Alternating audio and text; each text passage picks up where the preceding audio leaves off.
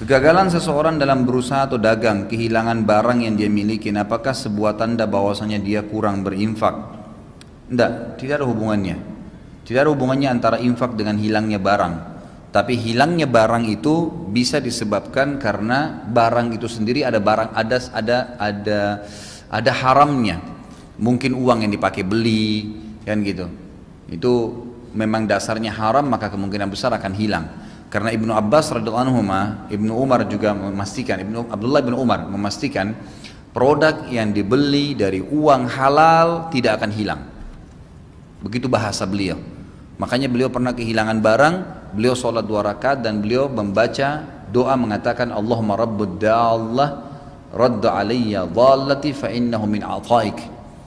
Ya Allah, Tuhan yang memberikan petunjuk, kan gitu, terhadap apapun yang hilang, ya, kembalikanlah barangku yang hilang ini, sesungguhnya dia dari pemberianmu.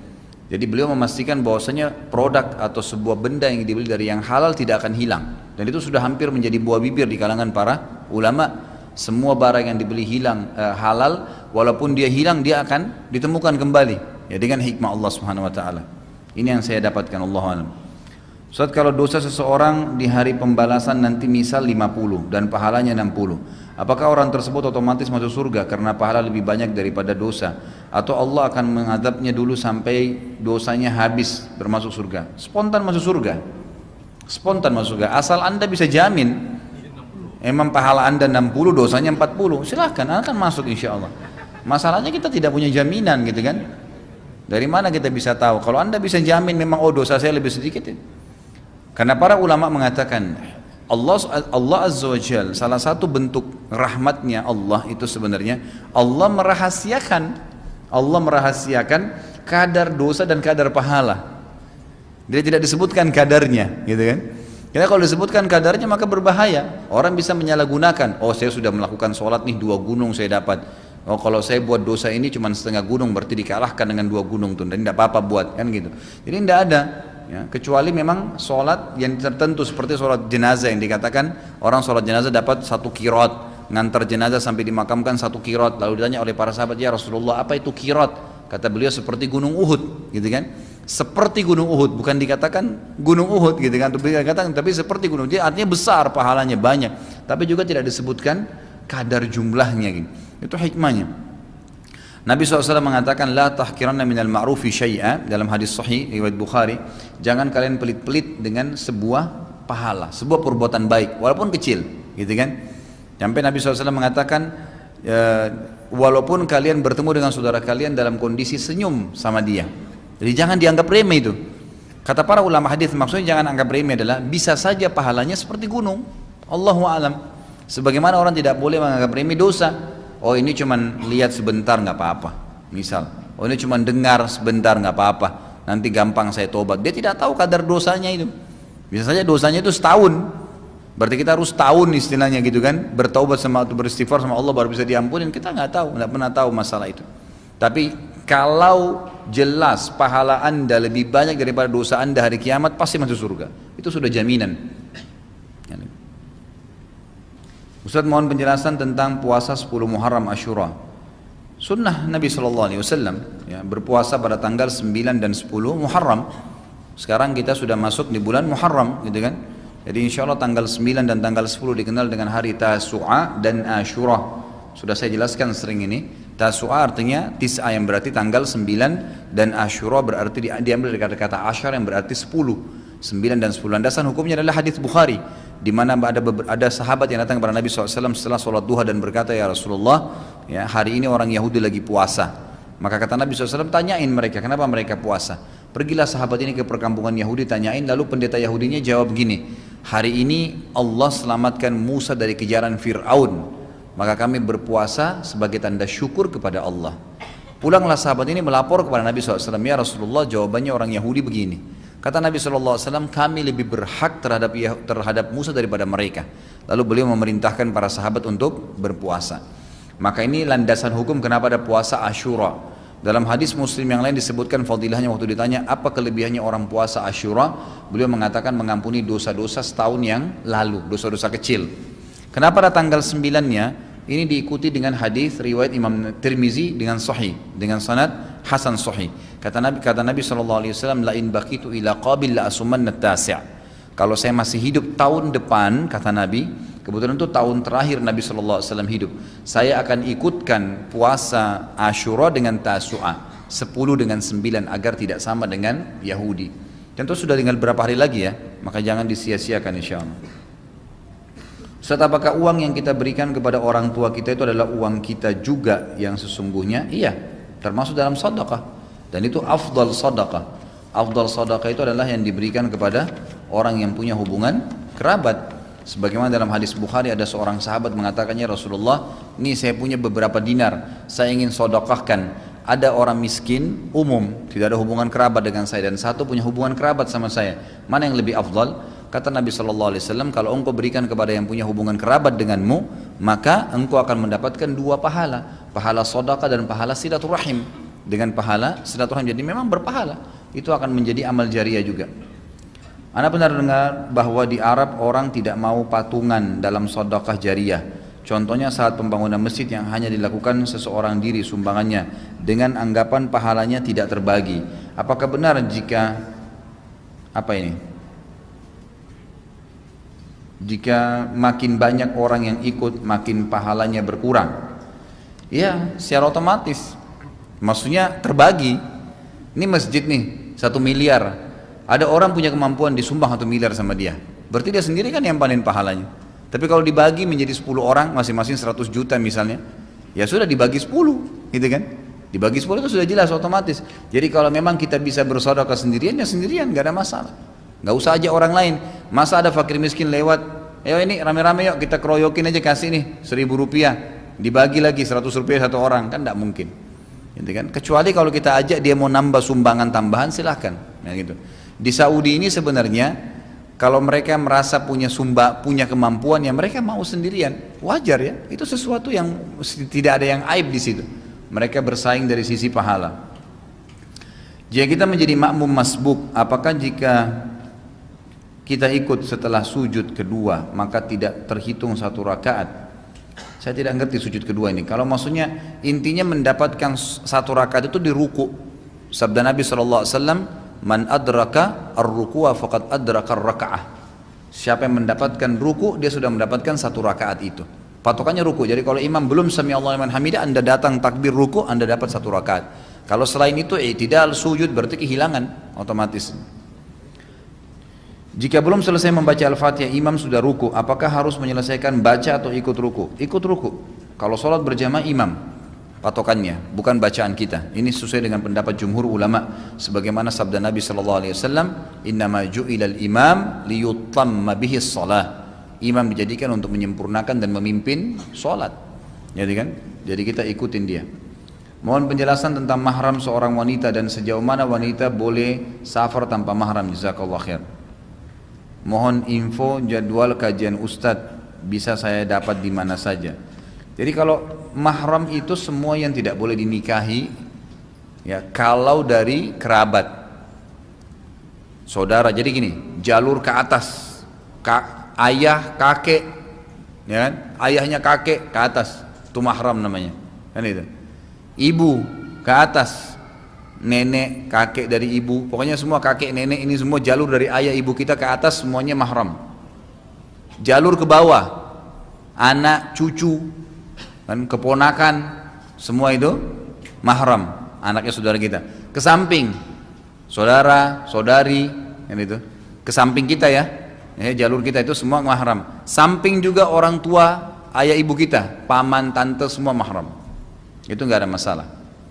Jadi ini semua termasuk kategori mahram. Selain mereka bukan mahram, seperti misalnya anak paman, sepupu, itu sudah bukan mahram, boleh menikah.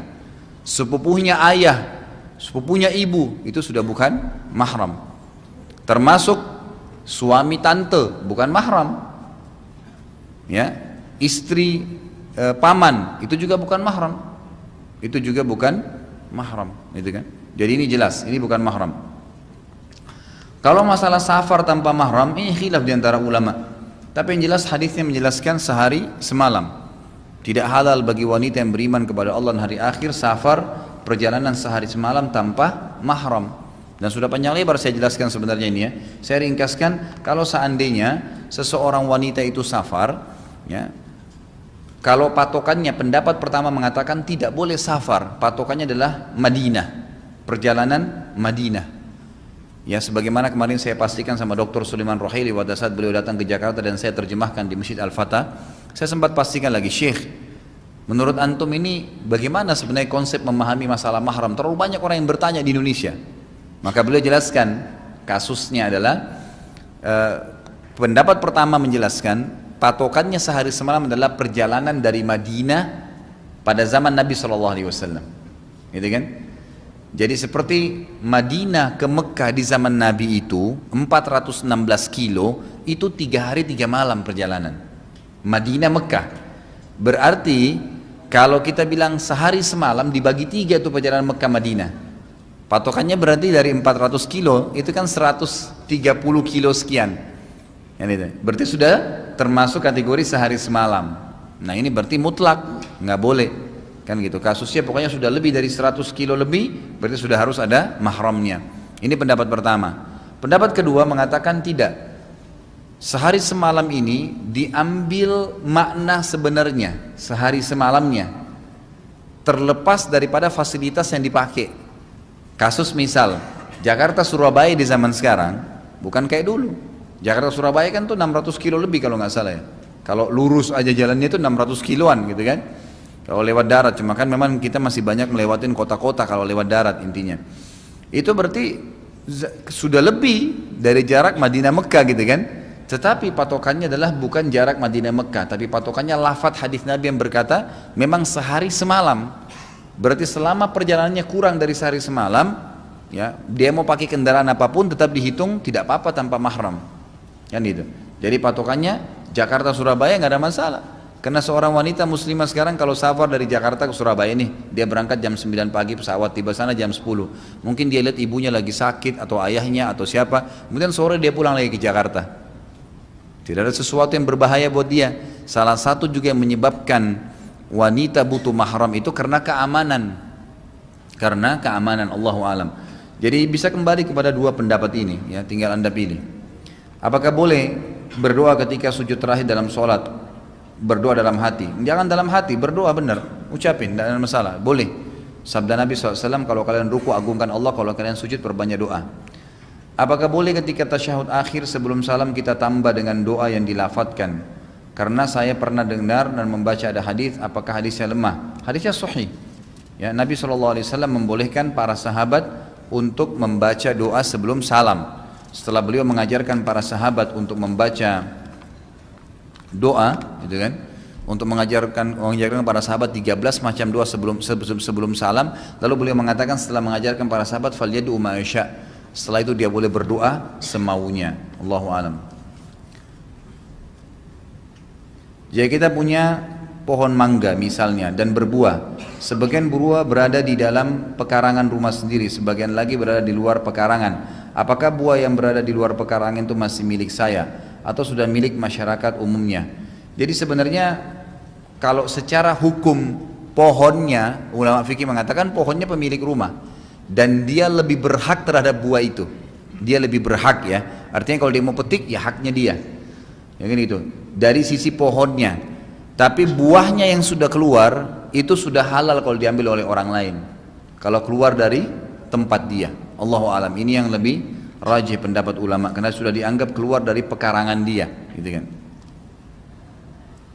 Apakah ada sunnahnya saat kita beramal kita barengin dengan berdoa meminta sesuatu yang kita inginkan? Boleh saja. Abdullah bin Abbas radhiyallahu anhu, beliau kadang-kadang kalau merasa masalahnya tidak selesai, beliau bersedekah lalu berdoa dengan Allah SWT. Itu disebutkan dalam riwayat yang sahih. Jadi boleh saja.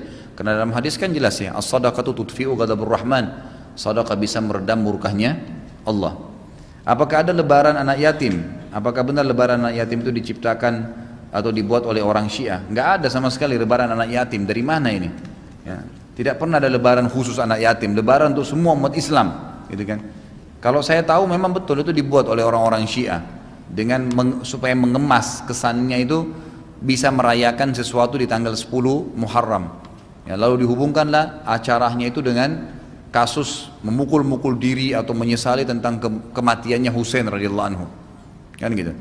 Padahal sebenarnya orang-orang Syiah banyak nggak paham sejarah gitu. Yang membunuh Husain radhiyallahu anhu itu, ya ulama Sunni sepakat mengatakan dan mendatangkan fakta sejarahnya adalah orang-orang Syiah. Yang membunuh Husain radhiyallahu anhu adalah orang-orang Syiah. Karena yang membunuh dia itu adalah Ubaidillah, kemudian Hur, dan ada satu lagi saya lupa namanya. Ini 3 orang, tiga-tiganya ini dari kelompok Syiatu Ali, kelompoknya Ali di perang Siffin. Mereka yang menjadi penyebab matinya Husain di Karbala.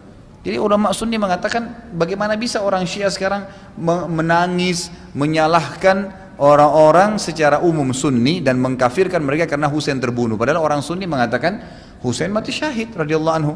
Kan gitu. Allah ingin menggabungkan pada Husain radhiyallahu anhu kemuliaan yang banyak. Sahabat Nabi, cucu Nabi, dan mati syahid.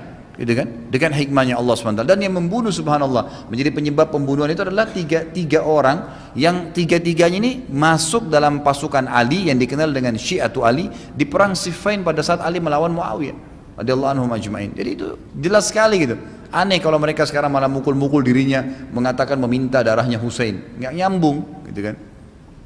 Ustaz, mohon diterangkan dalil larangan sholat berjamaah di saat masih ada jamaah sholat yang belum selesai. Hadis Nabi SAW, tidak boleh ada 2 jamaah di dalam satu masjid. Jadi dilarang, nggak boleh. Makanya kalau antum masuk masjid walaupun masbuk ada jamaah di sana, sana aja ikut, nggak usah buat jamaah baru. Nggak boleh, dianjurkan untuk tetap satu jamaah saja. Bagaimana keadaan ruh seseorang yang wafat dalam keadaan memiliki hutang, tapi semasa hidupnya dia berniat untuk melunasinya, hanya saja belum mampu? Tetap dalam hadis dikatakan seseorang itu, gitu kan, tergantung dengan utangnya. Ruh seseorang tergantung dengan utangnya. Makanya ditulis wasiat, ikhwah. Ditulis wasiat ya. Kata Nabi SAW, janganlah seseorang di antara kalian terlintas sesuatu di benaknya, dia punya masalah, terutama berhubungan dengan utang. Di sini ulama hadis mengatakan maksud Nabi SAW adalah utang. Terlintas 3 hari dia punya utang, dia khawatir nggak bisa bayar, kecuali dia sudah tulis di wasiatnya. Tulis di kertas, saya punya utang sama fulan sekian. Jadi kalau meninggal keluarganya tahu. Jangan dirahasiakan, gitu kan? Sebenarnya ini berbahaya. Kalaupun kita meninggalkan harta, hartanya didahulukan membayar utang, gitu kan? Kata Allah SWT, min ba'di wasiyatin au yusina biha au dain. Jadi kalau orang mati, maka yang pertama harus dilakukan adalah membayar utangnya dulu dari harta yang dia tinggalkan, kemudian wasiat dia. Misal dia katakan wasiatnya berikan tanah ini untuk wakaf sekolah ini misalnya, atau masjid ini dan seterusnya, baru kemudian dibagi kepada ahli warisnya, tetap aja. Gitu kan, Allahu alam. Tapi ulama memberikan sebuah poin di sini, kalau seandainya orang itu meninggal dunia dalam keadaan betul-betul dia berniat mau membayar tapi tidak sempat dia bayar, juga kerabatnya nggak ada yang tahu, atau mereka miskin tidak ada yang bisa bayar, maka la yukallifullahu nafsan illa wus'aha. Allah tidak akan bebankan seseorang melampaui kemampuannya kalau memang keadaannya benar-benar seperti itu. Saya punya adik laki-laki yang sangat nakal dan sering marah jika diberi nasihat oleh orang tua. Tapi jika saya ajak sholat, alhamdulillah dia masih mau. Belakangan saya lihat lihat bahwa di badannya ada, saya lihat di badannya ada tato. Apakah saya tetap harus ajak dia sholat walaupun sholatnya tidak sah? Mohon petunjuk. Dari mana ini dikatakan orang kalau bertato sholatnya tidak sah? Nggak ada hubungannya itu. Tato memang dosa, dia lakukan tato di badannya. Tapi kalau dia sudah taubat, afdalnya dibersihkan. Tapi kalau orang sudah taubat sementara dia bersihkan tatonya, dia berusaha, maka tidak ada masalah, gitu kan? Dia melanggar dengan tatonya tapi sholatnya tetap sah karena tidak masuk dalam pembatalan sholat orang bertato. Pernah gak antum dapatin dalam buku fikih? Ya, seperti kalau keluar angin, kalau buang air besar, tato masuk, gitu kan? Kalau punya tato berarti sholatnya batal, enggak ada. Gitu. Apa ini?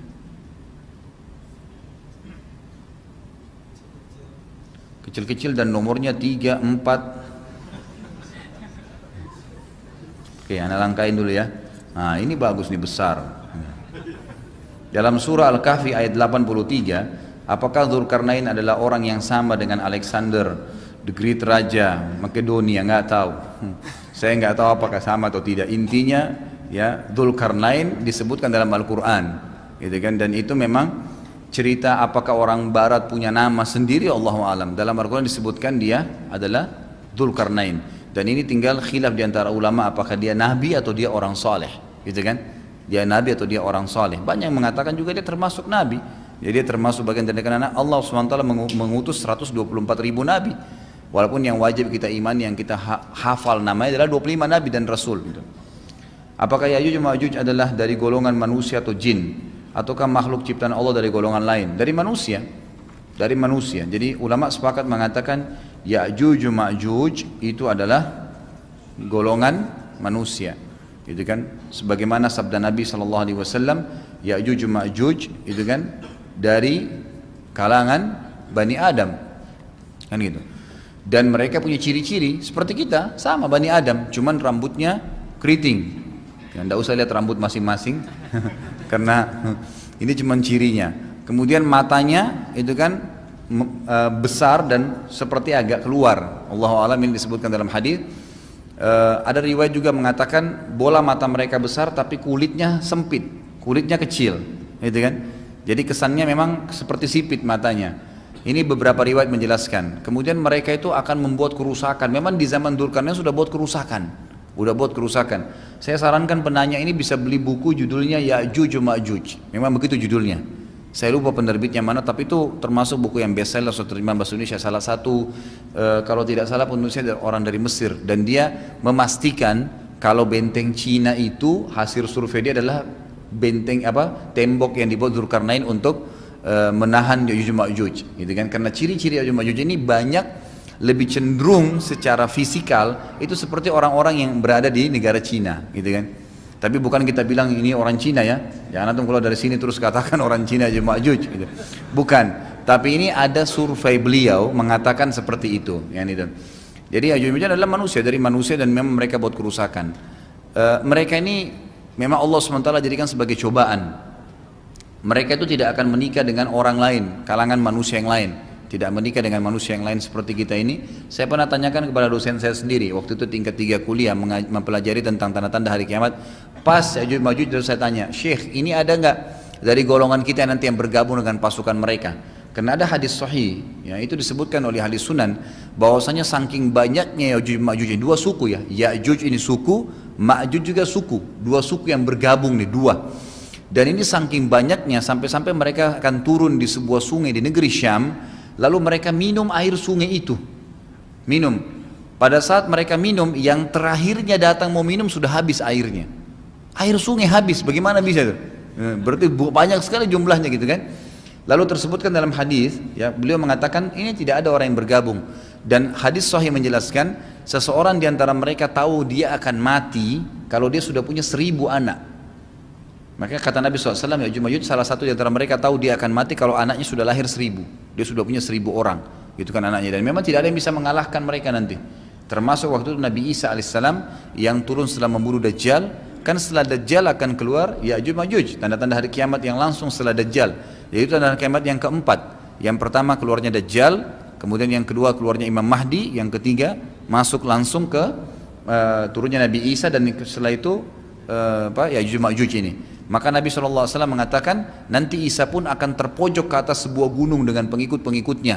Lalu Isa alaihissalam berdoa kepada Allah mengatakan, ya Allah binasakanlah makhluk-makhluk ini supaya tidak membuat kerusakan.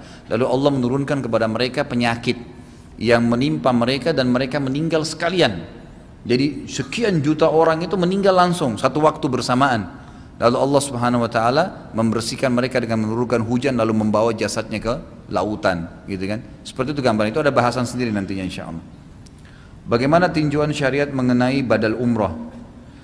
Ini ulama mengatakan, ya, kasus kalau ada orang yang mau umrah atau haji, kemudian dia tidak mampu. Ada kan hadis yang membolehkan mengumrohkan dan menghajikan seseorang yang tidak mampu atau orang yang sudah meninggal.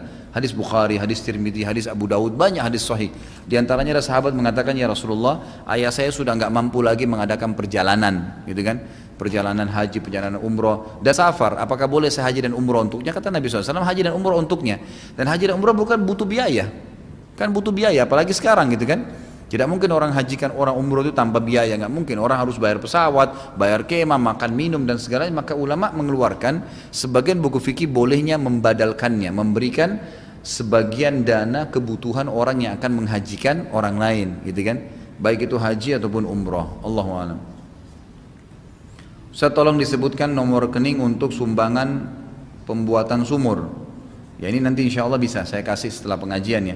Biasanya sih untuk sementara ke rekening saya ya di Bank Muamalat atas namanya saya sendiri. Sama sendiri saya Khalid spasi Z titik A titik Basalama kemudian Bank Muamalat di 805 kosongnya 4 kali 852. Allahu alam. Nanti kalau belum jelas diminta sama saya setelah pengajian juga boleh. So, dalam Islam dianjurkan untuk meminta-minta kepada orang lain. Apa ini? Dalam Islam dianjurkan untuk meminta-minta kepada orang lain. Mungkin tidak, tapi ini tidak. Jika seseorang anak meminta-minta kepada orang tuanya terus-menerus walaupun sudah besar, apakah termasuk dalam anjuran itu? Ini pemahamannya gimana nih? Jadi kalau dalam Islam malah tidak dianjurkan minta-minta kan? Semestinya begitu. Maksudnya yang tidak dianjurkan ini mengemis ya. Jadi mengemis. Beda kalau antum minta hak antum lain. Kita kerja nih, minta gaji akhir bulan, hak kita. Kita sebagai anak minta hak kepada orang tua karena orang tua punya hak kewajiban nafkah, nggak ada masalah. Seorang istri minta pada suaminya itu hak, nggak ada masalah, itu lain. Itu bukan masuk dalam kategori ini mengemis. Kan gitu sengaja minta-minta, ngemis-ngemis sama orang, itu yang tidak boleh. Mengemis itu pun dibuka pintunya kalau orang itu betul-betul dalam keadaan tidak mampu, baru dibuka. Kapan dia sudah mampu maka tidak boleh sama sekali. Jadi hukumnya malah haram. Apakah oral seks dibolehkan dalam Islam? Merujuk dari surah Al-Baqarah ayat 223. Istri-istrimu adalah ladang bagimu, maka datangilah ladangmu itu kapan saja dengan cara yang kamu sukai. Boleh dalam Islam. Saya tidak pernah temukan ada larangan dalam masalah itu. Bahkan ulama sepakat mengatakan itu dibolehkan. Paling rendah pendapat ulama mengatakan makruh. Dan makruh itu pun kalau memang dilakukan dengan cara ikrah. Ikrah itu paksaan. Seorang suami maksa istrinya untuk oral seks atau malah istri yang memaksa suaminya gitu kan. Jadi hukum mencium kemaluan pasangan dalam Islam dibolehkan. Hukum beristimta, istimta itu mengambil kenikmatan, itu dibolehkan. Yang tidak boleh hanya menggauli di dubur atau di kemaluan pada saat haid dan nifas. Hanya itu, selain itu boleh saja. Gitu kan, selain itu boleh saja. Memang hukum Islam itu tidak ada yang aib di situ. Tidak ada yang aib di situ, Allahu a'lam. Ustaz tolong disebutkan yang sudah tadi. Anak kan bekerja di pegadaian konvensional ataupun pegadaian, apakah bekerja di pegadaian konvensional atau pegadaian syariah hukumnya haram karena bisnis utamanya mengandung unsur ribawi. Perusahaan tersebut milik pemerintah yang tugasnya untuk melayani masyarakat, dan saya melihat penjelasan MUI tentang proses bisnis di pegadaian syariah itu tidak murni syar'i dan masih mengandung syubhat. Allahu a'lam ya, saya tidak pernah ngikutin nih. Tapi hukum pegadaian dalam Islam ada, namanya hukum rahan. Jadi kalau antum buka semua buku fikih, 4 madhab ini semua ada bab membahas namanya hukum rahan, hukum menggadaikan sesuatu. Jadi dalam Islam begini, kalau ini ada di dalam mereka berarti insya Allah sesuai dengan syariat, setahu saya ya. Jadi dalam Islam itu boleh kita menggadaikan sebuah benda lalu mengambil nilai yang senilai dengan gadaian itu, gitu kan? Tidak boleh kita menggadaikan sesuatu besar, kita ambil nilainya kecil. Ini adalah larangan di kalangan para ulama, gitu kan? Nabi SAW pada saat menggadaikan dengan pendeta Yahudi perisai, baju besi beliau itu bernilai, nilainya sama dengan 20 sak kurma, 20 genggaman, 2 genggaman dewasa laki-laki kurma. Maka Nabi SAW mengambil senilai itu, gitu kan?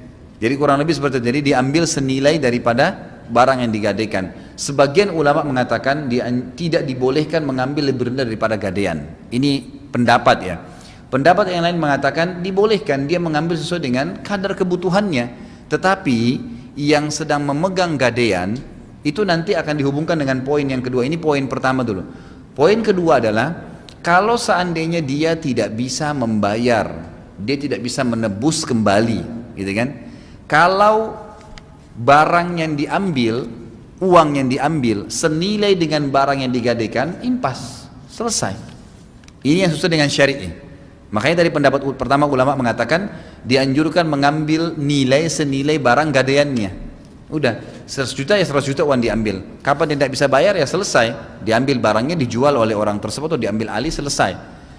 Kalau dia ambil lebih rendah daripada itu, dan tiba masa kesepakatan pengembalian atau penebusan, dia nggak bisa, maka yang pegang barang berhak menjual, ya kan? Barang itu senilai pada saat itu berapa? Misal dia ambil uang 20 juta, yang digadaikan barang 100 juta, dijuallah barang tersebut laku 90 juta misalnya, laku 90 juta. Dia mengambil hak dia yang 20 juta yang sudah dipinjam, gitu kan? Lalu 70 juta dikembalikan kepada pemilik uang. Emang begitu, gitu kan? Dan yang saya tahu Allahu alam, tidak ada keuntungan transaksi jual beli di pegadaian. Ini yang penting nih, pegadaian itu titipan. Jangan semua lembaga dijadikan bisnis. Ini yang jadi masalah nih. Semua harus menjadikan sesuatu keuntungan. Ini nggak bisa seperti itu. Sama dengan hutang piutang, memang bukan transaksi jual beli, makanya nggak boleh berbunga, gitu kan? Kalau bisnis ya bisnis, selesai. Bisnis memang betul-betul murni, gitu kan? Seperti itu, Allahu a'lam yang saya tahu. Apakah dengan berpindah ke divisi lain yang non pelayanan merupakan alternatif lain menghindari pekerjaan yang mengandung unsur riba, atau keluar dari pekerjaan tersebut? Kalau mau langsung aman, keluar. Ini racun. Ini insya Allah air bersih ya. Kemudian kita minum, tahu nih racun, minum dikit.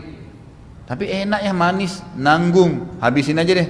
Habisin atau dibuang nih? Yang lebih baik dibuang. Walaupun masih ada manisnya, emang begitu.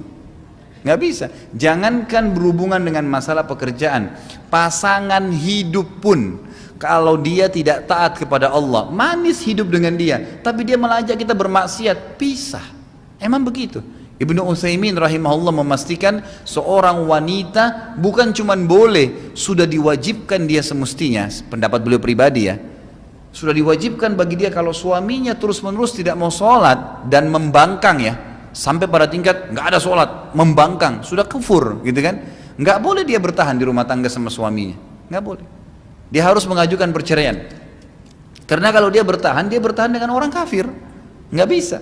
Kecuali kalau masih malas-malasan, takasulan, hukumnya lain. Kan saya katakan tuh hari, meninggalkan sholat ada dua hukum ya, ada jahdan, bangkang, nggak ada sholat, ada takasulan, malas-malasan, iya deh nanti saya sholat, itu lain, itu masih boleh. Tapi kalau sudah bangkang, hukum Allah nggak bisa.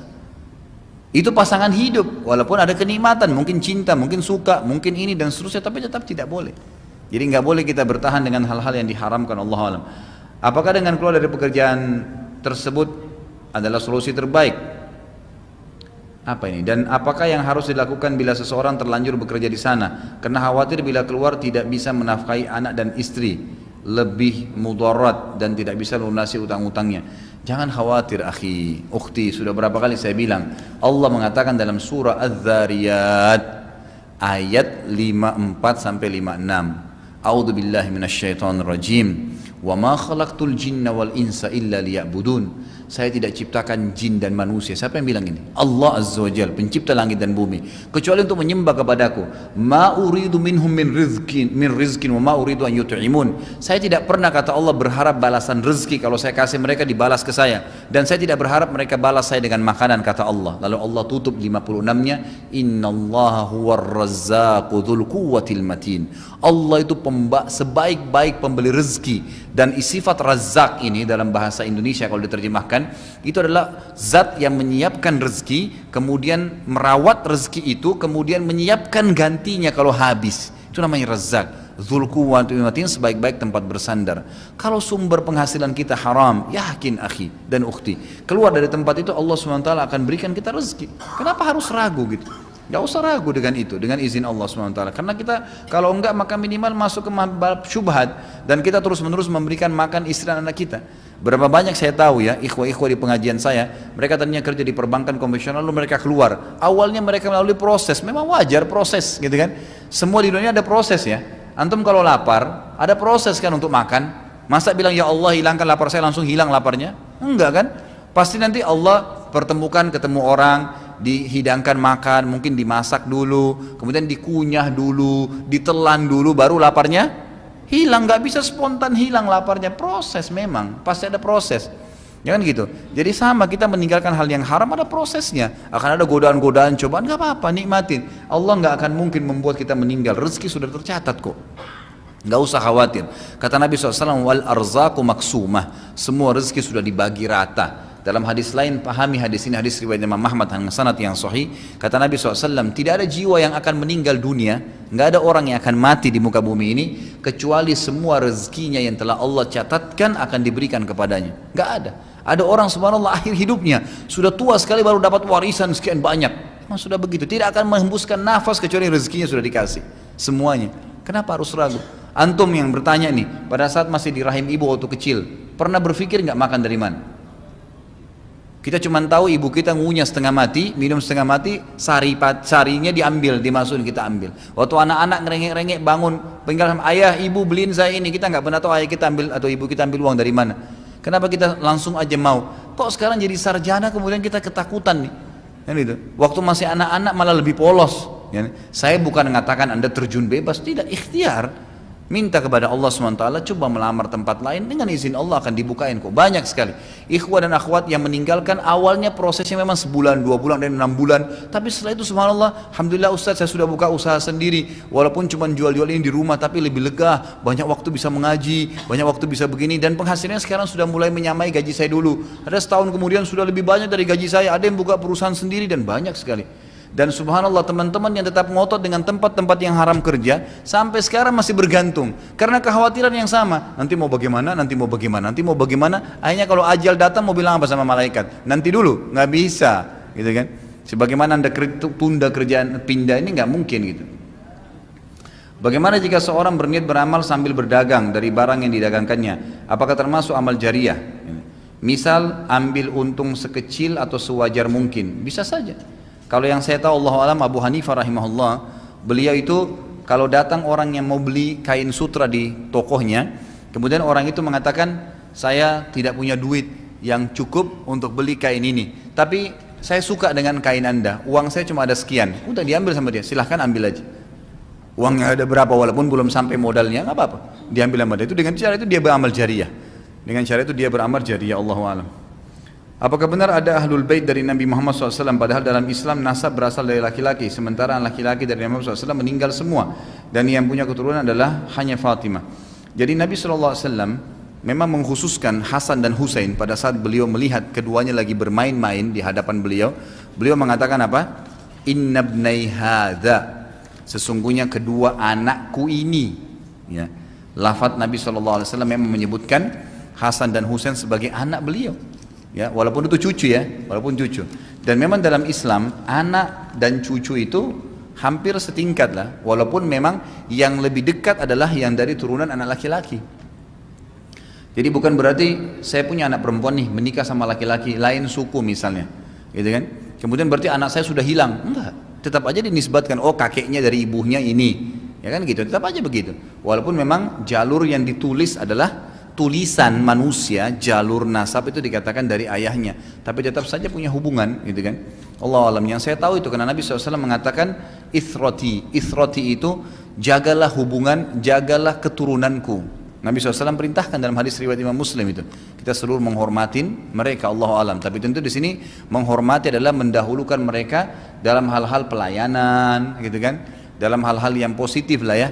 Ya, kita menghormati mereka tapi tidak melampaui batas, bukan seperti keadaan kita sekarang terlalu berlebihan, airnya diminum bekasnya, mungkin berlebihan disakralkan, akhirnya dianggap lebih mulia daripada Nabi SAW. Ini semua tidak benar, karena Nabi sendiri tidak pernah dilakukan hal-hal yang seperti itu, gitu kan? Saya punya 2 pertanyaan Ustaz, jika berkenan mohon dijawab. Saya adalah nasabah dari salah satu bank konvensional. Selama ini saya hanya menggunakan rekening hanya untuk menerima uang transfer dari orang tua saat saya kuliah. Tidak ada bunga atau tambahan saldo selama ini ke rekening saya. Malah saldo saya yang berkurang terkena potongan tiap bulannya. Apakah saya termasuk ke dalam riba? Karena dulu saya tidak paham paketnya saat membuat rekening sekitar 5 tahun lalu. Ya. Seandainya saya harus ganti rekening, bank mana yang bebas dari riba?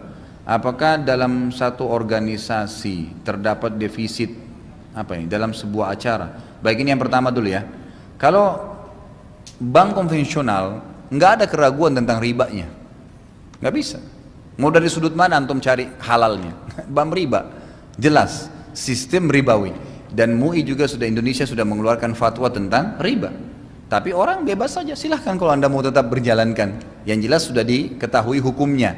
Dan orang-orang bank konvensional pun tahu kalau ini adalah riba. Makanya mereka buat atau buat lagi divisi tentang syariah. Bukan syariah lagi sendiri gitu kan. Saya waktu itu pernah haji beberapa tahun lalu dengan salah satu, kalau tidak salah, pokoknya salah satu bank konvensional yang terbesar di Indonesia ya. Itu punya penghasilan banyak dan dia sempat datang dan hanya dia ngobrol sama beberapa jamaah tentang masalah perbankan dan saya sempat berikan masukan supaya dia hijrah minimal ke divisi syariahnya gitu. Terus pertanyaan saya gini, Pak, emangnya kalau syariah itu terpisah nggak sih modalnya? Sama-sama namanya, cuman beda syariah. Dia bilang beda, mutlak semua beda. Jadi tidak ada divisi kami yang syariah itu mengambil modal dari yang konvensional, nggak ada, memang dimurnikan sendiri. Jadi ada investornya sendiri, mereka punya sistem sendiri, pengelolaan sendiri, jadi nggak digabung walaupun induknya satu. Allah alam. Ini yang dibahasakan ke saya sebenarnya tidak tahu secara internal ya, itu bahasanya.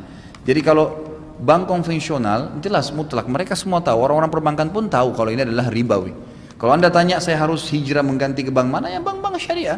Kalau tetap harus bank yang sama, cari yang divisi syariahnya minimal gitu kan. Minimal, saya tidak akan sebutkan nama-nama banknya, Anda tahu sendiri, ada nama syariahnya, ada dewan syariahnya, silahkan gitu kan. Dalam pepatah dikatakan, jadikan antara kamu dengan neraka seorang alim. Maksudnya seorang alim ini, ada orang yang memfatwakan kepada kamu tentang kebolehannya. Jadi majelis syariah di semua perbankan syariah itu menandakan mereka siap bertanggung jawab depan Allah hari kiamat, masalah ini riba atau tidak gitu kan. Karena kalau kita sudah buka, mereka memfatwakan boleh, selesai urusan dia dengan Allah Subhanahu wa taala gitu kan. Apabila dalam satu organisasi terdapat defisit dalam sebuah acara, menurut hukum Islam siapa yang bertanggung jawab untuk membayar hutang atas pinjaman yang digunakan untuk menutup defisit tersebut? Apakah ketua organisasi, ketua departemen, ketua panitia, seluruh organisasi atau seluruh panitia? Mengingat dalam acara ini organisasi tersebut menetapkan sistem open recruitment untuk mencari orang-orang dan berkompeten untuk menjadi panitia acara tersebut. Ya organisasinya. Jadi kan bukan ketuanya saja, kecuali kalau acara dia pribadi. Kalau acara atas nama lembaga itu defisit, dia buat acara, ya utang atas nama lembaga. Itu kan sudah umum, pasti saya yakin semua tahu masalah itu ya. Jadi jelas kembali kepada lembaga, nggak boleh individu. Adakah puasa Muhammad? Mohon penjelasan. Saya tidak pernah tahu kalau ada puasa Muhammad nih. Kalau ada puasa khusus Nabi Muhammad SAW, iya ada. Ya sebagaimana Nabi SAW berpuasa wisol namanya, berpuasa nyambung. Jadi hari ini puasa nih, sampai azan beliau tidak buka puasa, beliau sambung sampai besok. Nanti azan maghrib besok masih kuat, beliau sambung hari ketiga. Itu dalam hadis Bukhari, Abdullah bin Umar pernah lihat radhiyallahu anhuma. Lalu beliau ingin mencontohi Nabi, karena beliau terkenal dengan sahibut ta'assi, orang yang paling gemar contohin Nabi. Abdullah bin Umar ini luar biasa radhiyallahu anhuma. Sampai cara apapun Nabi diikutin sama dia, gitu kan? Maka dia ingin ikuti. Nabi SAW tahu, dia bilang, ya Rasulullah saya ingin ikutin. Kata Nabi SAW, tidak wahai Ibnu Umar, ini dikhususkan buat saya. Kalau kau ingin puasa, maksimal puasalah sehari, buka puasalah sehari. Ini dibolehkan ya untuk Nabi SAW saja, nggak boleh buat umatnya. Memang ini dikhususkan. Sebagaimana Nabi SAW boleh menikahi lebih dari 4 wanita, ya kan gitu. Itu juga khusus untuk Nabi SAW. Itu kan tidak boleh umatnya maksimal yang laki-laki 4. Gitu. Ustaz, apa hukumnya menutup mulut ketika menguap dan apa hukumnya apabila wanita yang sedang haid memasuki masjid? Jadi dianjurkan ya. Kata Nabi SAW dalam hadis sahih, "Idza tatha'aba ahadukum falyadha yadahu fi famihi." Ya. Kalau seseorang dari kalian sedang menguap, maka letakkanlah tangannya di mulutnya. Memang kita disuruh tutup kan dengan tangan kita. Kalau tidak, kata Nabi SAW, maka syaitan akan masuk ke dalam perutnya dan menguasainya. Dalam hadis yang lain juga yang sahih kata Nabi SAW, kalau kalian sedang sholat dan kalian menguap, maka tahanlah, karena itu dari syaitan, tahanlah sekuat mungkin. Kalau tidak, maka syaitan akan masuk ke dalam perutnya dan membuatnya tidak khusyuk dalam sholat. Allahu a'lam. Jadi menguap memang harus ditutup. Apa benar Ustadz bila kita pedagang yang menggunakan jimat pelaris hasil uangnya haram, walaupun jimatnya dari seorang ustadz atau kiai? Jadi menggunakan pelarisnya haram, dosa besar, syirik itu kan, nggak boleh menggunakan tenaga setan. Kalau hasilnya tidak dihubungkan dengan pelarisnya dalam Islam, disinilah keadilan Allah SWT.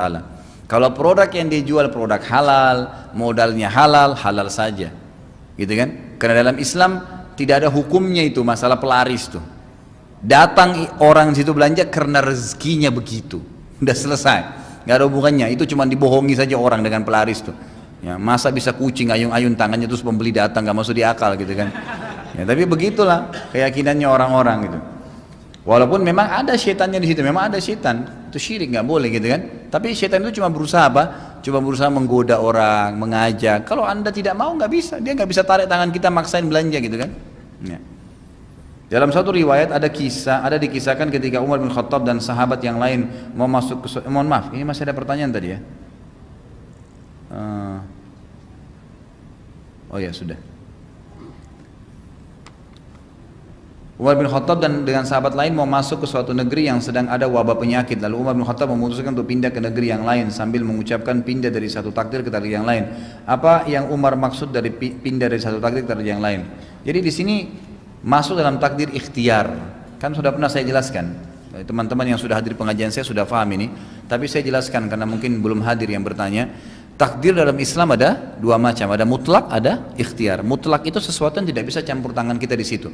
Lahir dari rahim ibu siapa, paras wajah kita, ya umur kita, ajal kapan datang, itu semua kita tidak pernah tahu. Mutlak namanya. Sebagian rezeki masuk dalam mutlak. Seperti air ini saya nggak pernah pesan, dikasih pengurus saya minum, itu rezeki saya mutlak. Udara yang kita hirup, itu semua juga mutlak. Kemudian ada ikhtiar. Ikhtiar ini berhubungan dengan af'alul ibad, perilaku manusia sehari-hari. Makan, minum, tidur, bergaul, menikah. Jodoh itu takdir ikhtiar. Ya gitu. Itu semua ikhtiar. Berarti ikhtiar kita, ikhtiar dia.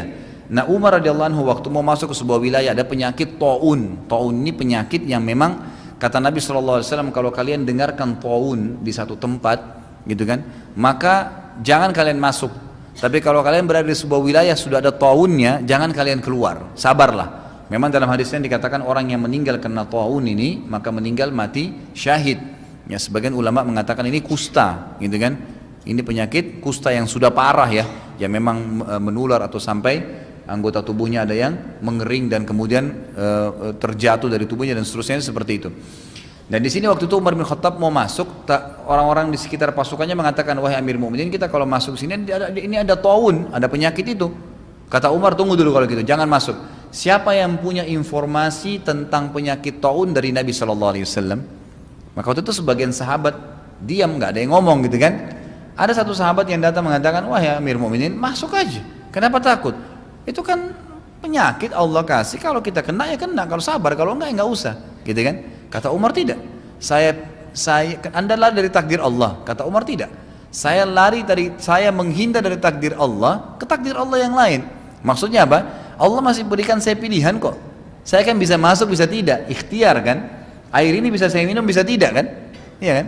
Seseorang di antara Anda sini yang hadir bisa pergi, bisa duduk, ikhtiar. Kalau Anda duduk, malaikat rakib tetap catat pahalanya. Anda bubar, berhenti catatan pulpennya, gitu kan? Selesai. Jadi ikhtiar kita sendiri, makan, minum, tidur, bergaul, menikah, semua termasuk. Sama dengan sebagian rezeki yang kita coba kembangkan. Seseorang rezekinya mutlak sudah ada dari dia lahir, tapi dia ingin kembangin, dia ingin capai sarjana, dia ingin punya titel lebih tinggi, dia ingin membuka cabang-cabang usahanya banyak, berarti dia mengambil rezeki yang ikhtiar. Ya, seperti pernah saya jelaskan, rezeki itu sebuah pohon. Seperti sebuah pohon, ada buah yang bergeletakan yang semua orang bisa ngambil, ada buah yang kita harus naik tangga, naik ke atas untuk ambil gitu kan, dipetik. Nah, orang yang cuman tidak naik, dia akan dapat rezekinya. Ada yang bergeletakan, udara yang dia hirup, cahaya yang masuk ke matanya dia bisa pantulin, orang kasih makanan, semua ada yang sudah dimaktub dapat, gitu kan. Ada yang rezeki nggak bisa, dia harus naik, dan rezeki ini semua orang kafir, orang muslim akan dapatkan, semua sama, bedanya cuma di berkahnya saja. Jadi itu masuk dalam takdir ikhtiarnya, takdir ikhtiar. Ya. Bolehkah air zam-zam dimasak untuk bikin teh? Sudah tadi. Dalam keadaan masih punya wudhu, tapi makan dan setelah makan langsung sholat tanpa mengambil wudhu lagi, bagaimana hukumnya? Enggak ada masalah. Makan tidak membatalkan sholat kecuali Anda makan daging unta. Itu memang ada hadisnya sendiri, gitu kan?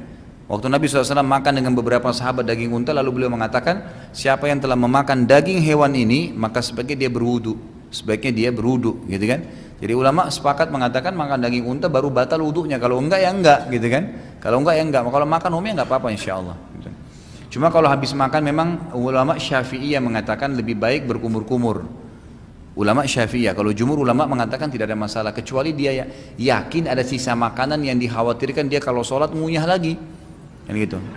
Loh iya, karena makan dalam sholat kan batalin sholat. Misal tersisa daging nih, kemudian terlepas dari giginya, baru dikunyah sama dia untuk ditelan, itu kan nggak boleh, kan gitu. Sisa makanan, makanya Syafi'iyah mengatakan, ulama Syafi'iyah mengatakan kumur-kumur, bersihin selesai, gitu kan. Atau kalau jumhur ulama mengatakan kalau dia yakin tidak ada sisanya, misal dia makan makanan agar misalnya yang halus, gitu kan, atau dia minum minuman memang manis, sudah cair masuk ke dalam tenggorokannya dan ke perutnya, maka tidak ada masalah, gitu kan. Allahu a'lam. Apabila seorang wanita ingin menikah tapi belum ada jodohnya, nah siapa yang mau nih? Apa yang harus dia lakukan selain berdoa dan memantaskan diri agar lebih baik? Sedangkan fitrahnya seorang wanita adalah menunggu dan dipilih. Apakah tanpa usaha mencari jodoh, jodoh itu bisa datang sendiri? Jadi jodoh itu ikhtiar, gitu kan? Jodoh itu ikhtiar. Dibolehkan dalam Islam seorang wanita berdoa kepada Allah. Kemudian bisa juga seorang muslimah, ini bukan aib ya, menawarkan dirinya kepada orang soleh. Itu dibolehkan, bukan aib. Diambil daripada kisah seorang sahabiat yang datang menghibahkan dirinya kepada Nabi SAW dalam ayat Al-Quran kan. Ada seorang sahabiat datang mengatakan, ya Rasulullah, saya hibahkan diri saya kepada anda, artinya kalau anda mau nikahin saya silahkan. Lalu Nabi SAW melihat, Nabi SAW mengatakan, saya nggak ada hajat, sekarang saya nggak butuh nikah. Maukah kau saya nikahkan dengan siapapun di antara saya orang yang saya tunjuk? Kata sahabat itu, iya silahkan. Nabi keranin di masjid, kan gitu. Siapa yang mau nikahin wanita ini? Seorang sahabat angkat tangan, saya Rasulullah. Lalu ditanya wanita ini, kamu siap? Iya. Laki-laki itu siap, baik. Kamu pulang ke rumahmu, cari apa yang kamu bisa jadikan sebagai mahar. Sahabat ini pulang, datang lagi, ya Rasulullah, saya nggak punya apa-apa di rumah. Maksudnya di rumah saya dalam beberapa riwayat dikatakan cuma panci yang saya pakai masak, baju yang saya pakai sehari-hari, nggak ada mahar, sesuatu kelebihan harta gitu ya, nggak ada, gitu kan. Lalu Nabi mengatakan coba pulang walaupun cuma sebuah cincin dari perak. Dia balik ke rumahnya nggak ada, dia balik lagi, ya Rasulullah, nggak ada. Kata Nabi, kau punya ayat Quran nggak? Surah Quran yang kamu hafal? Dia bilang iya. Jadikan mahar kamu. Lalu jadilah maharnya ayat-ayat Al-Quran tersebut. Lalu dinikahkan oleh Nabi SAW. Tapi yang kita ambil jadi saksi bahasan adalah wanita ini menghibahkan dirinya. Menghibah dengan cara yang santun ya. Dalam arti kata memang dia membahasakan, kalau memang berminat untuk menikah, saya bersedia, gitu kan. Itu memang biasa gitu. Kalau di kalangan para sahabat itu biasa, gitu kan. Sebagaimana juga laki-laki kadang-kadang sahabat Nabi itu kalau ada di antara, kalau pulang peperangan ini biasanya kan ada yang mati syahid. Nah istri-istri mereka itu diperebutkan oleh para sahabat karena mulianya suaminya, gitu kan. Artinya suami pertamanya luar biasa, gitu kan. Orang mati syahid di medan perang, gitu kan. Kalau hari kiamat nanti, tentu nanti istri itu akan ikut dengan suami yang tersaleh. Riwayatnya mengatakan suami terakhirnya, gitu kan. Tetapi suaminya yang meninggal tadi, walaupun istrinya sudah menikah dengan laki-laki lain di dunia, gitu kan, tetap bisa memberikan syafaat kan. Karena 70 orang keluarga yang dikasih syafaat, mungkin dia bisa tunjuk istrinya, Allah alam, kita nggak tahu. Maka bisa saja orang ini ikut juga. Kebanyakan begitu. Makanya Umar bin Khattab radhiyallahu anhu waktu meninggal dunia, itu istrinya dinikahi oleh beberapa sahabat. Ada sahabat yang ingin menikahi, sampai ditanya, kenapa anda nikahi istrinya Umar bin Khattab? Sudah tua sekali perempuan itu. Umar bin Khattab meninggal umur 63 tahun, kalau salah istrinya itu 60 tahun. Dinikahi oleh seorang sahabat, saya lupa namanya siapa, tapi dinikahi. Ditanya, kenapa anda nikahi? Dia bilang, karena saya ingin tahu rahasia sholat malamnya Umar dari dia. Jadi ingin tahu rahasia suami awalnya, gitu kan. Jadi para sahabat tuh kalau lewat di depan rumah janda, mereka zaman dulu caranya ya, Allahu alam kalau zaman sekarang antum jalankan berarti dari pengajian saya nih. Jadi mereka lewat depan rumah mengatakan, wahai ummu fulan, ya anaknya siapa misalnya, anaknya si A namanya, wahai ummu A misalnya, gitu kan. Kalau selesai masa iddamu beritahukan kepada kami. Bahasanya biasa begitu dulu.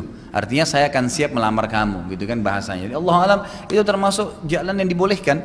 Ya juga di sini masjid kan sudah ada pendaftaran tuh. Mana panitianya tuh? Yang mau daftar boleh, silakan gitu. Bolehkah saya sholat sunnah rawatib untuk 4 rakaat sebelum duhur? Setelah duhur, sebelum asar dilakukan sekaligus 4 rakaat, apakah baik atau sama keutamaan dibandingkan 2 rakaat? Boleh. Jadi sholat sunnah yang 4 rakaat seperti qobliyah, ba'diyah duhur, sebagaimana sabda Nabi SAW, siapa yang menjaga 4 rakaat sebelum duhur, 4 rakaat sesudah duhur, Allah akan haramkan baginya api neraka. Berarti ada sunnah 4 dan sebelum dan sesudah duhur. Ada juga 4 rakaat sebelum asar, sebagaimana sabda Nabi SAW dalam hadis sahih riwayat Imam Ahmad, hadis Hasan, mohon maaf, sanad Hasan, kata Nabi SAW, semoga Allah merahmati seorang hamba yang rutin menjaga 4 rakaat sebelum asar. Bolehkah 4 rakaat ini dikerjakan 4 rakaat langsung? Boleh, tapi tanpa tahiyat pertama. Diambil daripada ciri sholat malamnya Nabi SAW. Beliau pernah sholat malam itu 2, 4 rakaat, 8 rakaat. Beliau juga pernah sholat 4 gitu kan, tapi tanpa tahiyat pertama. Jadi boleh saja. Kalau keutamaannya mana lebih afdal, 4 atau 2 salam, tetap 2 salam lebih afdal. Sebagaimana sabda Nabi SAW, ya, sholat itu adalah 2 rakaat. Apabila azan di HP pengingat waktu sholat boleh tidak dimatikan. Apabila azan di HP pengingat waktu sholat boleh tidak dimatikan karena terlalu panjang ataukah didengarin sampai selesai, boleh dimatikan, gak ada masalah. Tapi adabnya adalah tidak memotong ayat atau zikir kepada Allah SWT. Itu kan adabnya. Bolehkah waktu haid membaca Al-Quran terjemahan karena pernah melihat perempuan melakukannya? Bolehkah waktu haid membaca terjemahan Al-Quran? Memang tidak boleh. Kalau saya tahu ya, setahu saya selama Al-Quran tidak boleh, selama Al-Quran. Tapi kalau tafsir boleh. Atau Al-Quran itu bukan murni Al-Quran seperti di HP, itu nggak ada masalah karena ini dasarnya HP bukan Al-Quran, cuma salah satu aplikasinya gitu kan, itu nggak ada masalah. Tapi kalau dia betul-betul fisik Al-Quran, maka ada larangan untuk menyentuhnya bagi haid, nifas dan junub. Allahu a'lam. Kalau membaca Al-Quran boleh terbuka, membaca Al-Quran boleh, membaca gitu kan, membaca secara umum, mengulangin hafalan itu dibolehkan. Laki-laki mendapatkan keutamaan pahala 27 derajat berjamaah dan 25 derajat sholat di masjid. Apakah perempuan bisa mendapatkannya sedangkan sholat perempuan lebih utama di rumah dan perempuan tersebut belum menikah? Nah, ini banyak yang belum menikah ini ya. Jadi laki-laki yang belum menikah juga, yang bujang-bujang silahkan. Yang sudah nikah juga boleh. Baik, jadi di sini perlu saya luruskan ya, sholat berjamaah itu lebih afdal daripada sholat sendiri 25 kali lipat. Hadisnya riwayat Imam Ahmad. Kata Nabi SAW, sholat seseorang di antara kalian di masjid berjamaah lebih afdal ya, 25 kali lipat dibandingkan rumahnya dan pasarnya. Jadi ini pahalanya 25 kali lipat. Kalau hadis tentang 27 derajat lain lagi. Hadis sahih riwayat Imam Muslim, kata Nabi SAW, sholat berjamaah lebih afdal daripada sholat sendiri 27 derajat. Ini 27 derajat bukan 27 kali lipat yang saya pahamin, dan ini juga diterangkan oleh sebagian ulama gitu kan. 27 derajat ini diambil daripada perkataan Ibnu Abbas radhiyallahu anhu. Beliau berkata 27 derajat ini adalah jarak antara derajat ke derajat di atasnya, itu di surga nanti adalah jaraknya 500 tahun. Berarti beda dengan hitungan yang kali lipat tadi gitu kan. Ini dulu saya luruskan. Kalau masalah perempuan mendapatkan fadilah tetap lebih afdal di rumah. Apakah sama dengan pahala laki-laki? Allahu alam. Tapi ada hadis Nabi yang pernah saya jelaskan riwayat Al-Hakim. Kata Nabi SAW dalam hadis, seorang sahabat bertanya, Rasulullah, kalian laki-laki sholat berjamaah di masjid, kalian mengantar jenazah, kalian mencari nafkah buat kami, dan kalian berjihad di jalan Allah. Sementara kami perempuan mencuci baju kalian, memasak buat kalian, mengurus anak kalian, dan ya menjadi tempat syahwat kalian, gitu kan. Jadi sahabat ini bertanya nih, laki-laki sama perempuan beda gitu kan, apakah pahala kami sama pahala kalian sama? Lalu Nabi SAW menghadap kepada sahabat laki-laki berkata, ada enggak pertanyaan dalam Islam yang lebih penting daripada ini? Artinya kalau laki-laki sama perempuan faham tugas masing-masing dan pahalanya Allah tidak akan zalimi, akan diberikan maksimal, maka akan aman dunia ini gitu kan. Yang jadi masalahnya perempuan mau jadi laki-laki, laki-laki mau jadi perempuan, bentrok-bentrokan di tempat kerja, macet-macetan di bus sama-sama tindih-tindihan, ini jadi masalah. Karena mau keluar dari fitrah sebenarnya, kecuali darurat gitu kan. Jadi seperti itu. Maka apa kata Nabi SAW? Pulanglah dan sampaikan kepada seluruh wanita yang kau temui kalau pahala kalian sama. Maka para ulama mengatakan, mungkin kalaupun wanita tidak mendapatkan 27 derajat karena berjamaah di masjid ya, laki-laki, kalau dia tidak dapat teman berjamaahnya di rumah. Karena kalau dia dapat teman berjamaahnya, misal suaminya jadi imam kembali, atau dia punya anak laki-laki atau anak perempuan atau pembantunya diajak sholat sama-sama, atau saudarinya atau tantenya atau orang tuanya diajak berjamaah sama dia sholat, maka dapat 27 derajat dan dapat juga 25 kali lipat karena berjamaah kan.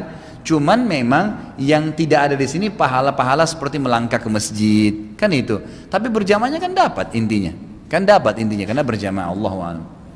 Bolehkah kita mengecat rambut dengan warna hitam? Warna hitam nggak boleh, warna lain boleh, nggak ada masalah. Asal warnanya jangan warna yang syuhrah.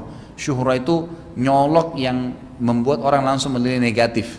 Misalnya ada orang rambut warna biru atau kuning gitu kan, apa maksudnya ini sesuatu yang melampaui batas. Tapi kalau ke warna merah, ya mungkin kuningnya ke coklat-coklatan yang lembut, itu tidak ada masalah. Karena Abdullah bin Umar radhiyallahu anhu pernah memiliki jenggot, beliau masih muda, umurnya masih muda, masih ya umur mungkin belum 30 tahun, itu ada jenggotnya berwarna putih. Lalu kata Nabi SAW disuruh isbiq itu disuruh gunakan kalau kita sekarang itu daun pacar ya, yang dipakai itu warnanya kemerah-merahan agar tidak kelihatan jenggot putihnya sementara dia masih muda gitu kan. Tetapi perlu juga diketahui kalau seandainya punya rambut putih dalam Islam ini fadilah. Ya, kata Nabi SAW gitu kan, Allah akan menilai setiap helai rambut seseorang muslim yang berwarna putih sebagai pahala. Jadi kalau rambutnya semua putih, ya itu pahalanya banyak gitu kan, tidak usah khawatir gitu. Apakah benar tata cara pernikahan syari ini itu pengantin wanita tidak boleh ditampilkan di depan bersama dengan pengantin laki-laki seperti selama ini terjadi di masyarakat? Sebenarnya kalau boleh tidak boleh khilaf di antara ulama. Karena kasus tadi yang saya bilang, perempuan yang menghibahkan dirinya kepada Nabi SAW itu kan dinikahkan oleh Nabi di masjid di depan orang gitu kan. Jadi pendapat pertama mengatakan boleh, nggak ada masalah selama tidak ada fitnah. Karena wanita yang datang kepada Nabi SAW itu bercadar, ya, wanita sahabat yang datang itu bercadar pada saat itu, gitu kan, menggunakan hijab syar'i, dan dia menawarkan diri kepada Nabi SAW. Nabi nikahkan, artinya tidak ada kelihatan auratnya. Seperti kalau sekarang kan orang malah baju pengantinnya luar biasa gitu kan. Nah, ini kelihatan auratnya, kelihatan semua, jadi akhirnya bisa mengundang fitnah dari laki-laki lain gitu kan, itu tidak boleh. Tapi kalau secara umum tidak ada fitnah maka insya Allah tidak ada masalah. Tapi pendapat kedua mengatakan lebih aman kalau seandainya memang tidak ditampilkan. Kalau saya selalu sarankan dipisahkan waktunya, itu lebih aman. Jadi misalnya jam 10 pagi sampai jam 12 itu akad nikah, laki-laki sekalian sudah acara makan untuk tamu laki-laki sampai duhur, laki-lakinya yang melayani tamu laki-laki, udah selesai kan. Nanti jam habis duhur sampai asar perempuan, mempelai perempuan duduk, semua tamu perempuan, udah selesai, aman. Allahu a'lam, ini lebih aman dari fitnah. Apakah waktu terbatas lebih utama menghafal? Apabila waktu terbatas lebih utama menghafal Quran dulu atau mempelajari tafsir dulu? Menghafal Al-Quran, gitu kan? Menghafal Al-Quran. Kalau tafsirnya ya, kalau terjemahannya sih bersamaan, gitu kan? Lebih baik menghafal. Allahu a'lam. Ustadz, dosakah kita menjawab salam seseorang ketika berada di jalan yang sementara kita tidak mengetahui dia seorang muslim atau bukan? Kalau kita tidak tahu, jawab. Misalnya kita tahu ini muslim atau bukan, dia bilang assalamualaikum, jawab waalaikumsalam warahmatullahi wabarakatuh. Tapi kalau kita tahu dia non muslim, kita jawab waalaikum saja, waalaikum, sebagaimana hadis yang sahih yang sudah sering saya jelaskan ya, di mana Aisyah waktu melewat, orang-orang Yahudi lewat mengatakan assalamualaikum, kematian untuk kalian. Waktu lewat depan Nabi SAW, Nabi mengatakan waalaikum. Aisyah marah, semoga laknat dan kematian buat kalian, kepada orang Yahudi itu. Kata Nabi SAW, pelan-pelan wahai Aisyah, nggak usah emosional. Kata Aisyah, ya Rasulullah, tidak anda dengar apa yang mereka bilang? Mereka bilang assalamualaikum, assam, bukan assalam. Assalam kan keselamatan, assam kematian. Kata Nabi SAW, kau tidak dengar apa yang sudah saya jawab? Saya sudah bilang waalaikum dan untuk kalian. Artinya kan gitu, waalaikum dan untuk kalian. Doa kita kepada Allah untuk mereka diterima, doa mereka kepada Allah untuk kita tidak diterima. Selesai. Jadi kalau orang non muslim pasti tetap kita jawab waalaikum, jangan diam, gitu kan, tetap jawab waalaikum. Tapi kalau dia orang muslim atau kita tidak tahu dia muslim atau tidak, tetap kita jawab lengkap. Ingat, assalamualaikum 10 pahalanya, warahmatullah 10, wabarakatuh 10. Jangan hilangkan pahala nih. Ini assalamualaikum warahmatullahi wabarakatuh, jawab memang begitu, jawabnya waalaikumsalam warahmatullahi wabarakatuh. Kadang-kadang baru waalaikumsalam, syaitan udah bisikin, udah jangan usah panjang-panjang, enggak, tetap sambung. Bagaimana hukumnya menahan harta untuk tidak memberikannya kepada pengemis yang menjadikan pengemis sebagai pekerjaan? Saya menahan harta saya lalu mengalokasikannya untuk membantu pedagang asongan atau pemulung. Apakah tindakan saya tepat dengan tidak memberikan uang pada pengemis? Kalau ini kondisional ya, kalau saya lihat, Allahu a'lam. Yang saya tahu kalau ada pengemis dikasih, yang saya tahu, gitu kan? Masalah nanti mana lebih baik saya kasih pengemis yang datang minta-minta depan rumah saya atau nanti saya kasih pedagang asongan? Kalau saya, saran saya dua-duanya dikasih. Berapa sih yang kita mau kasih pengemis itu? Dan berapa yang kita mau kasih modal ke asongan? Kan pasti beda. Ini kasih mungkin 1.000 rupiah, 2.000 rupiah sudah senang. Kadang-kadang subhanallah pengemis itu kalau kita kasih 10.000, mungkin tangan kita mau dicium, gitu kan? Saking berharganya nilai itu bagi. Padahal kita cuma beli gorengan kadang-kadang, gitu kan? Nah, ini pengemis juga butuh, ya. Allah alam, yang saya tahu semestinya kita memang memberi. Kata Nabi SAW, ya, hati-hatilah menghadapi pengemis-pengemis kalian karena kalian diberikan rezeki oleh Allah justru karena mereka. Justru karena adanya orang miskin itu Allah berikan rezeki kepada kita. Ustaz, saya pernah mendapat artikel bahwasanya kalimat subhanallah, maha suci Allah untuk sesuatu yang tidak baik atau buruk. Dari mana ini? Sedangkan untuk mengucapkan kekaguman hal-hal yang baik, ucapkan masya Allah, gitu kan? Benarkah Ustaz? Setahu saya tidak, ya. Saya tahu saya tidak, ya. Seperti misalnya subhanalladzi asra bi abdihi laila minal masjidil haram. Apa itu buruk? Gitu kan? Segala puji bagi Allah yang telah menjalankan hambanya di surah Isra, kisah Isra Mi'raj dari Masjid Haram ke Masjid Aqsa. Kan tidak mungkin. Ini kan dikatakan kalau subhanallah untuk buruk, keliru dong, kan gitu. Berarti bukan, tidak mungkin. Sama, jadi semuanya baik insya Allah. Masya Allah, ya, subhanallah itu semua sama. Bagaimana pandangan agama terkait dengan topik bahasan dilarang menahan air dikaitkan dengan posisi kedudukan perusahaan PAM negara? Karena masyarakat diminta untuk berlangganan dan membayarnya, padahal itu milik Allah. Kan perusahaan negara kan merapikan, disaring, kan ada saringannya supaya layak konsumsi. Maukah Anda sekarang minum air langsung dari sungai yang orang baru habis buang air besar? Coba, PAM kan datang membersihkan itu, kan gitu. Jadi nggak ada masalah, gitu kan? Karena kita ada biaya, digaji orang di sana, gitu kan? Kemudian memang dibersihkan supaya layak konsumsi, itu nggak ada masalah. Allah. Dapatkah kita meraih ridho Allah sementara tanpa sadar kita sering mendolimi orang lain? Misalnya tidak taatnya kita di jalan raya dan sering membahayakan pengguna jalan lainnya. Ridho Allah masuk ke dalam semua lini kehidupan kita. Banyak substansialnya, ya. Kita baru bakti sama orang tua nih, baru beliin makanan, gitu kan? Kita bakti, dapat pahala, ridho Allah ada di situ kan? Nyata kita keluar ugal-ugalan di jalanan, ya dosa di situ. Tidak ada hubungannya, jadi ridho Allah di masing-masing perilaku kita, gitu kan? Allah SWT Maha Adil. Ingat selalu contoh ini, ya, camkan selalu contoh ini supaya tidak pernah lupa. Jadi pertanyaan seperti ini terjawab selalu. Kalau ada wanita masuk masjid, dia kelihatan auratnya, pakai rok pendek misalnya, tidak pakai jilbab. Mereka masuk masjid bawa mukena, waktu mau sholat tutup rapat semua. Sholat Allah Akbar, sahkah sholatnya? Sah. Allah Maha Adil. Dia berdosa dengan buka aurat di luar masjid, tapi sholatnya waktu itu tutup aurat, kecuali kalau dia kelihatan auratnya dalam sholat baru batal, gitu kan? Allah mengadili seseorang itu sesuai dengan masing-masing substansial kehidupannya, gitu kan? Makanya dalam sehari itu bersaing antara dosa dengan amal soleh seseorang. Ustaz, mohon penjelasan bagaimana sikap saya ketika ingin berinfak di sisi lain keluarga sangat membutuhkan sekali atau keluarga fakir. Apakah saya harus mengutamakan kebutuhan amal infak atau mendahulukan keluarga? Dua-duanya akhi, jangan selalu bingung di masalah seperti ini. Infakkan semampunya. Kata Nabi SAW waktu ditanya apa itu afdal sadaqah, afdal infak yang bisa dikeluarkan. Kata Nabi SAW, engkau mengeluarkan sadaqah pada saat kamu lagi susah dan kamu lagi programin untuk menjadi orang kaya. Itu afdal sadaqah. Justru pada saat itu paling afdal. Sedekah kan semampunya. Kebutuhan keluarga saya 500.000 per bulan. Saya mampu infak 10.000 rupiah. Masa nggak bisa infak 10.000 atau 5.000 atau 1.000? 100 rupiah deh. Yang penting ada infaknya. Karena infak ini penyebab dibukakan rezeki. Bukan berarti kita suruh infakkan semua 500.000, enggak, gitu kan? Ustaz, bagaimana cara mendiagnosa rezeki? Mana yang termasuk rezeki karena ridha Allah? Mana yang istidraj? Kalau istidraj itu adalah kelihatan dari seseorang yang suka bermaksiat atau orang kafir. Kata Nabi SAW begini, istidraj itu. Istidraj ini istilah tahapan azabnya Allah kepada seseorang. Itu namanya istidraj. Gitu kan?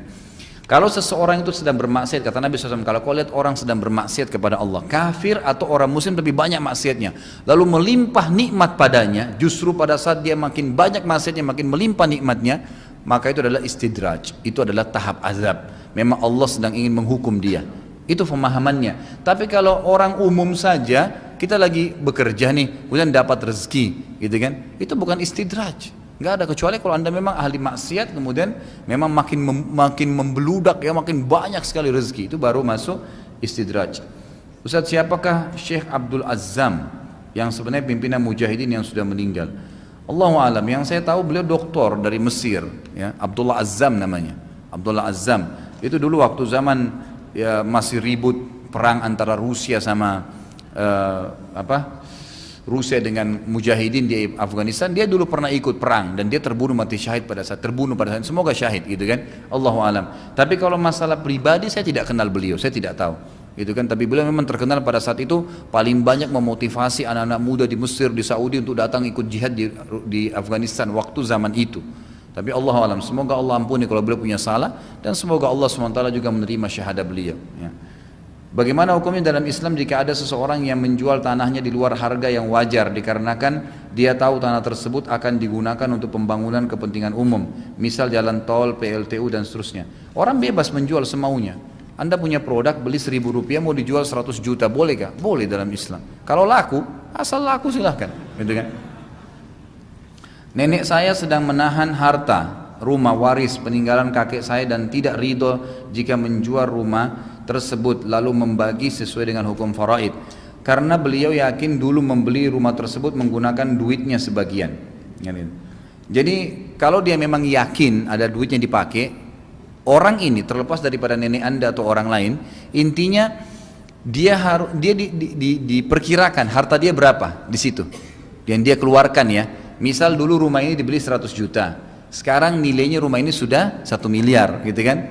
Baik, dulu 100 juta, dia ikutkan 10 juta uangnya, berarti kan persentasenya 10%. Nah rumah sekarang ini karena berjalan waktu jadi 1 miliar, persentasenya 10% berarti 100 juta. Oke, 100 juta keluarin hak dia. Berapa uangnya nenek dulu di sini? Sekian, sekian. Rumah ini dibeli berapa? Sekian.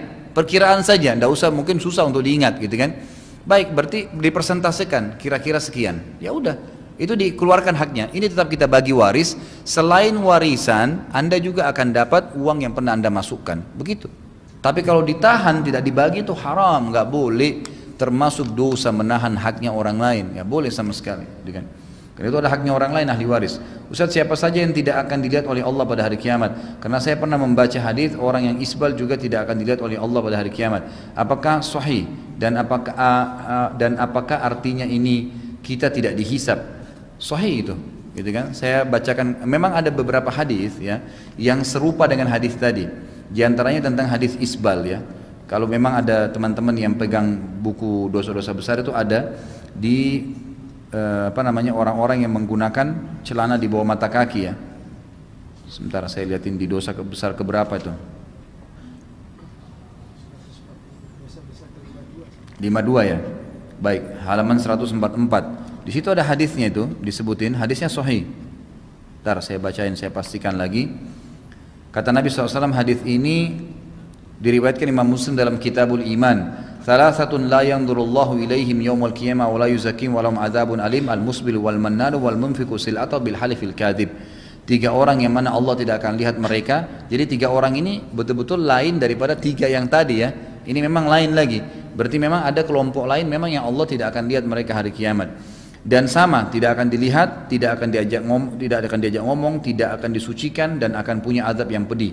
Yang pertama musbil, laki-laki yang menutup mata kakinya. Di bawah mata kakinya ini sudah pernah kita jelaskan. Yang belum sempat ikut bisa download aja langsung ya di web saya, dosa besar ke-52. Kemudian menjulurkan kainnya, kemudian al-mannan, orang yang menyebut-nyebut kebaikan, ya pemberian yang pernah dikasih orang lain. Dan yang ketiga orang yang melariskan barang dagangannya dengan sumpah palsu. Ini juga termasuk orang yang tidak akan dilihat oleh Allah pada hari kiamat. Allahu a'lam. Ustaz, akhir-akhir ini saya sering berdoa untuk minta bisa diundang menjadi tamu Allah di rumah Allah di Baitillah. Tiba-tiba saya mendapat kabar bulan Desember tahun ini saya disuruh umroh dari orang lain gratis. Tapi saya baru masuk kerja sekitar 3 bulan, belum bisa mengambil cuti karena baru bisa ambil cuti setelah 1 tahun kerja. Apa yang harus saya perbuat Ustaz? Nego saja sama orang yang mau gratisin, gitu kan? Tinggal lobby, mohon maaf saya masih kerja sekarang, bisa nggak umrohnya nanti setelah setahun, ya kan? Uangnya tetap saya pakai umroh tapi setelah setahun. Itu insya Allah bisa saja kalau dia mau cari pahala ya, mudah-mudahan bisa. Yang agak sulit memang kalau haji, karena haji itu peluangnya agak susah ya kadang-kadang, apalagi sekarang. Kalau umroh insya Allah coba deh, kalau Allah memang jadikan sebagai rezeki Anda, tidak akan kemana-mana, sampaikan apa adanya insya Allah akan selesai itu. Pertanyaan terakhir ini ya, Ustaz, apakah batas aurat laki-laki pada saat di rumah dengan memiliki celana pendek yang terlihat bagian pahanya oleh adik kandung perempuan atau laki-lakinya atau ibu kandungnya? Nggak boleh pahanya kelihatan. Kan sudah saya bahasakan. Aurat laki-laki itu minimal dalam hadis perut, ya, sampai ke lutut gitu kan. Itu minimal. Maka tidak boleh di atas itu kecuali dengan suaminya atau istrinya. Mohon maaf, itu dibolehkan. Tapi kalau sama ibunya, sama ayahnya, nggak boleh. Anak perempuan sama ayahnya, anak laki-laki sama ibunya nggak boleh lagi.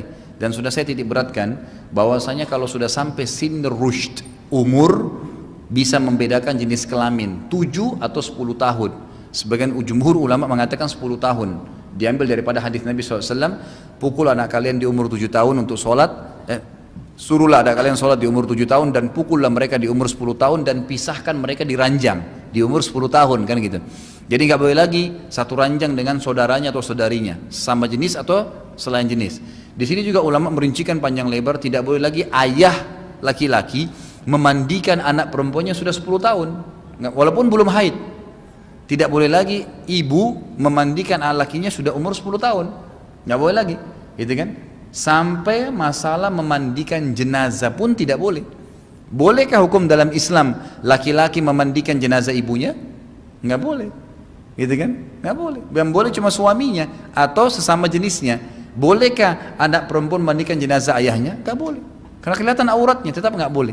Gitu kan? Jadi sebelum balik aja nggak boleh sini tamyiz itu, apalagi kalau sudah sampai sudah balik, maka nggak boleh. Allahu alam. Jadi sebaiknya jangan pakai celana, kalaupun pakai celana pendek, pakai celana yang di bawah lutut lah, gitu kan. Alhamdulillah ini tadi yang dibahas masalah isbal, yang kemarin-kemarin itu masalah isbal. Isbal itu kan menaikkan celana sampai ke setengah betis, gitu kan. Itu sunnah. Cari celana yang ukuran itu, dipakai di rumah kan bisa. Ini kadang-kadang kita anggap aib, katanya aib ya, dianggap jingkrang lah dan seterusnya. Tapi ada orang yang pakai celana sampai pahanya kelihatan di mall nggak malu, gitu kan? Kenapa? Yang isbal, yang tidak isbal, yang dimasalahkan cuma naik sedikit di setengah betis. Ada orang sampai lutut, sampai pahanya, itu tidak dipermasalahkan, gitu kan? Allah alam. Jadi ini ada batasannya. Dan ini mudah-mudahan kita amalkan. Dan ini termasuk amal, insya Allah jadi amal pahala pada saat kita niatkan memang mengamalkan sebagai karena perintah Allah Subhanahu Wa Taala. Mungkin sampai situ dulu. Kalau ada benar dari Allah, kalau ada salah dari saya mohon dimaafkan. Subhanakallahumma bihamdika asyhadu an la ilaha illa anta astaghfiruka wa atubu ilaik. Wassalamualaikum warahmatullahi wabarakatuh.